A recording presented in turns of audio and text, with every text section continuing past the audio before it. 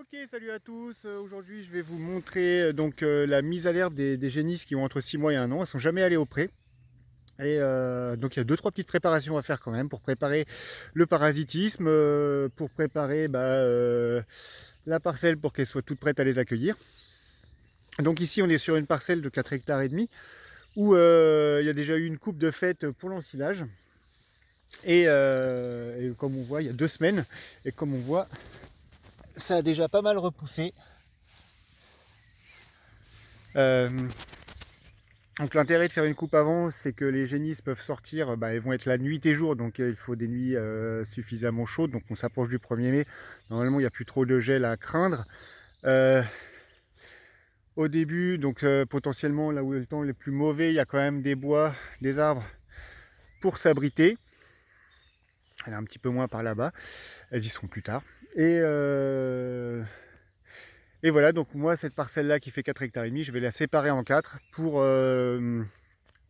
que les génisses mangent ce carré-là, puis après ils dans un autre et dans un autre. C'est parti, je fais la clôture parce que j'ai pas énormément de temps. À tout de suite. Alors voilà une des petites bêtes qu'on va lâcher aujourd'hui.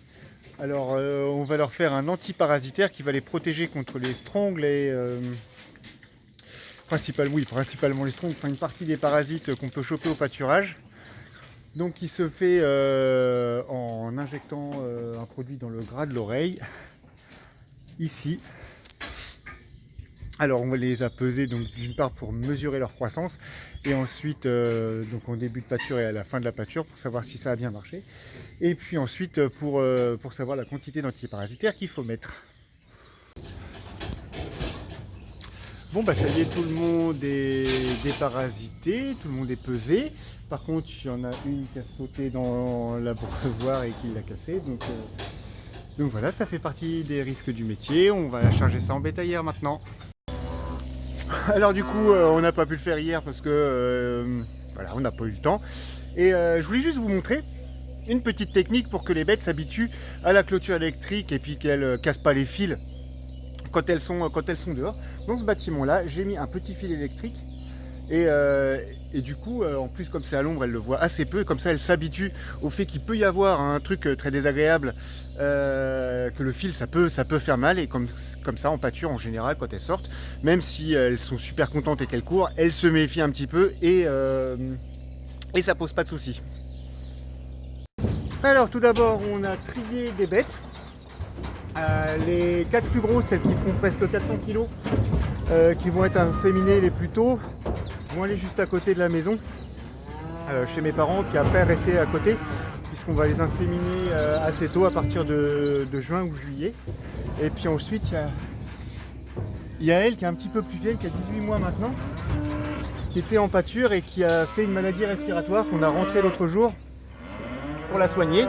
Et puis qui va retourner, mais je préfère la mettre à côté de la ferme pour, si ça recommence, pouvoir la rentrer rapidement. C'est parti. Allez. Allez, Biquette.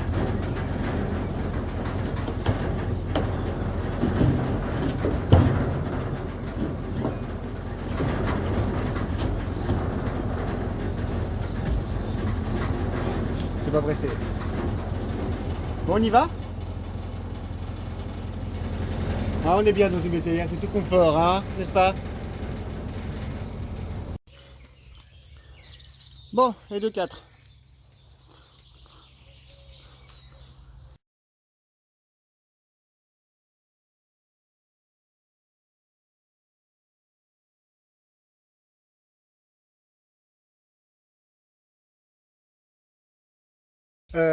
Bon, ça s'est plus mal passé que prévu. Il y en a, en fait, c'est la clôture qui est commandée par le poste de clôture de mon voisin ici dans ce champ-là. On fait des échanges de poste de clôture et en fait, elle était coupée tout à l'heure, elles se sont barrées, donc forcément, j'ai pas filmé, j'avais pas le temps.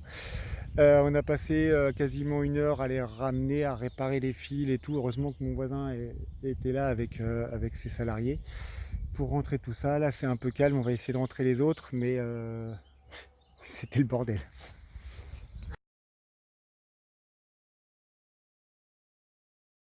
Bon, épisode 2. Putain, il est 13 h, on en a lâché 5. Il y en a une, elle a foncé, il y avait du courant, il y avait tout ce qu'il fallait, elle a foncé comme une débile, elle a pété un fil, après elle a pété un autre. Et c'est les coups là, elle est dans un champ d'un voisin, enfin les autres se sont promenés, elles ont pété 4 clôtures qu'on vient de réparer. Ça s'est jamais passé aussi mal. Donc il m'en reste 5 à lâcher, je vais pas le faire aujourd'hui parce que j'ai de l'herbe à faucher. Et puis j'ai pas envie que ça recommence. On va les préparer plus que ça à la clôture électrique et puis voilà. Fait chier. Voilà, salut.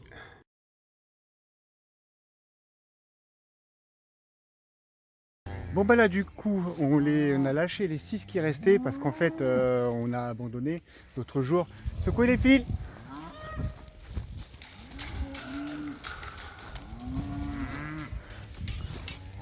Là.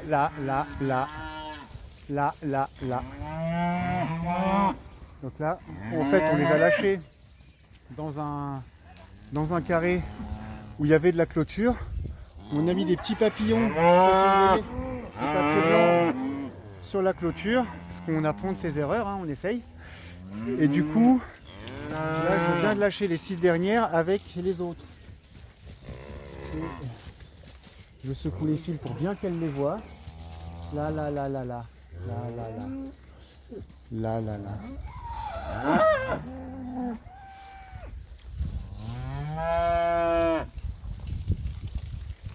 Donc on va attendre que tout ça se calme bien. Parce que les revoir courir comme ça, donc moi je secoue le fil là avec un piquet de clôture pour que ça soit bien visible. En fait, parce qu'il y a un truc, et Génis quand elles sortent, là ça va, il fait gris, mais quand elles sortent par beau temps, elles sortent du bâtiment où il fait très sombre, et elles sortent par beau temps, donc en fait elles sont un petit peu aveuglées, elles voient presque rien.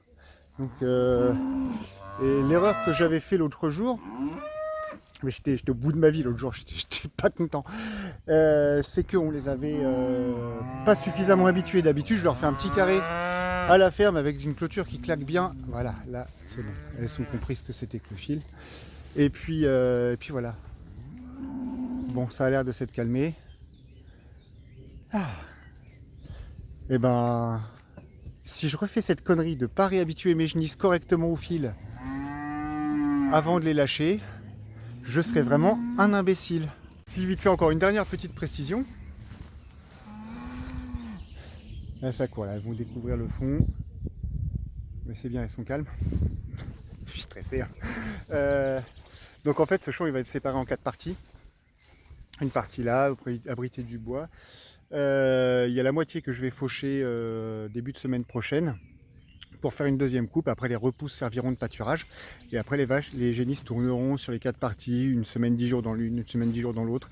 Et comme ça laissera l'herbe, le temps à l'herbe de repousser dans chaque partie où les vaches ont pâturé. Et quand on laisse la pâture un mois tranquille sans bête, en fait les parasites disparaissent et c'est une très bonne gestion au niveau du parasitisme. Et donc en cours de saison, je sais pas, peut-être juin, juillet, on fera un point là-dessus. Voilà, je surveille quand même parce que là elles découvrent la clôture du fond qui est quasi invisible. Donc faut pas qu'elles aillent dans le maïs de mon voisin. Voilà, bon, ça a l'air de s'être bien passé, elles se sont arrêtées. Elles ont fait le tour du pré, on va pouvoir passer à autre chose. Moi je vous dis à la prochaine pour de nouvelles aventures. Allez, salut!